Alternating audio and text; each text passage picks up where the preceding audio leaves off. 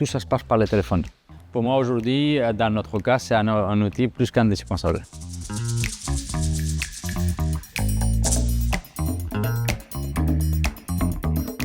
Bonjour, José Nercellas, je suis le directeur général de l'Orange Blue Group. C'est différentes marques, tout dédiées au monde du fitness. On a l'ONCP qui est une marque pour la formation initiale. On a l'Orange Blue Fitness qui est dédiée au monde du fitness. On a la partie l'Orange Blue Wellness qui est une marque de bien-être.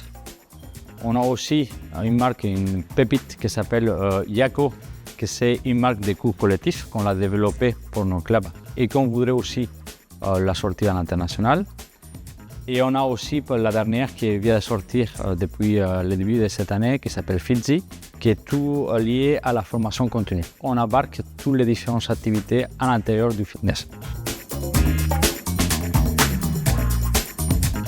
On est présent aujourd'hui en France, en Espagne et bientôt au Portugal. On a grosso modo autour de 400 clubs. La plupart, c'est des licenciés de marque.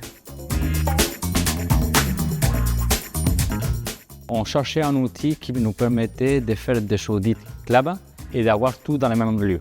Donc on a commencé les premiers contacts l'année dernière, en 2024, et on a déployé l'outil septembre 2024.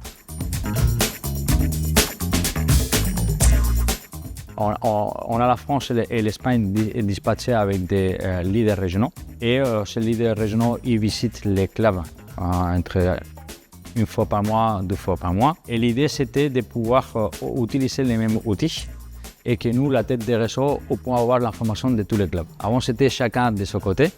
Il faisait ses audits et c'est resté localement. Et on voulait harmoniser d'un côté et pouvoir avoir l'information partout, qui nous permet justement, pas seulement de la partie audit, que c'était notre idée initiale, mais pouvoir communiquer et d'avoir beaucoup plus de fluidité avec nos partenaires. Le grand défi, c'est changer les modes de fonctionnement qui dataient depuis longue date en termes de suivi d'activité. Et donc, quelque part, c'était faire changer le mode de travail de nos LR, responsables régionaux, et aussi de nos partenaires. Donc aujourd'hui, on l'utilise pour la partie audit, que c'était notre premier but. Et après, on l'utilise pour toute la partie newsletter, donc communication avec les partenaires.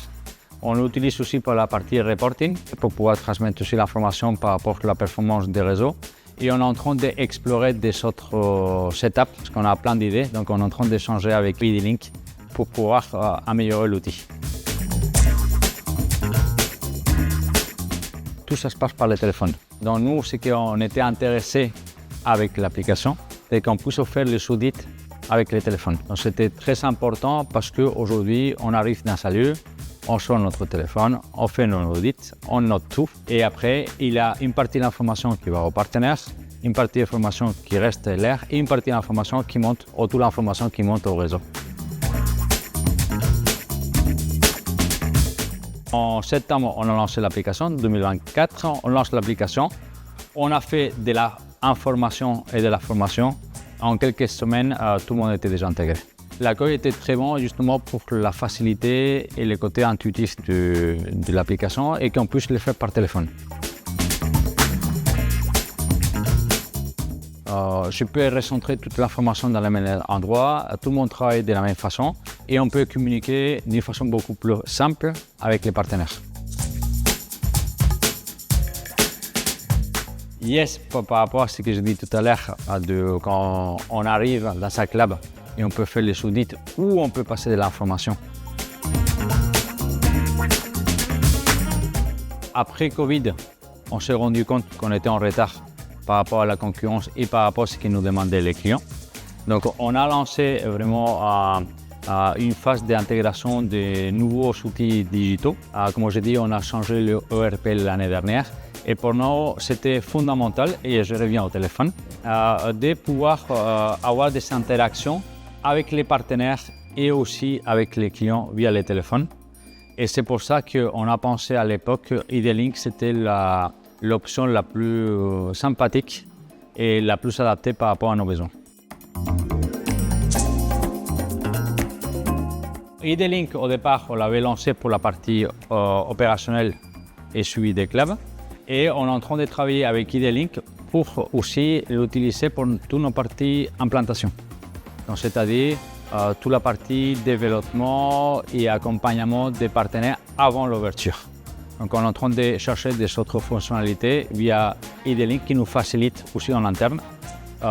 C'est côté passage, fluidité d'information entre les têtes des réseaux et les partenaires avant qu'ils s'ouvrent le club. Si je devais donner un conseil à une entreprise qui cherche un outil comme IDLink, c'est qu'ils font ça très vite. On a vraiment besoin que l'information soit fluide, qu'il soit fiable et qu'il soit homogène pour pouvoir aller plus loin. Pour moi aujourd'hui, dans notre cas, c'est un outil plus qu'indispensable.